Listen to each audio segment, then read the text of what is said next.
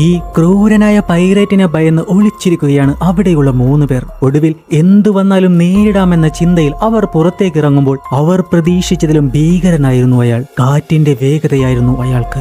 അതുകൊണ്ട് തന്നെ ആ 2 പെൺകുട്ടികളെയും അയാൾ കയ്യിലെ ബ്ലേഡ് പോലുള്ള കൂർത്ത ആയുധം വെച്ച് നേരിടുമ്പോൾ അവിടെ ഉണ്ടായിരുന്ന പയ്യൻ അയാൾക്കെതിരെ ഒരു ചവണ പ്രയോഗിക്കുന്നു. പക്ഷേ അതിനൊന്നും അയാളെ തൊടാൻ പോലും സാധിക്കുന്നില്ല.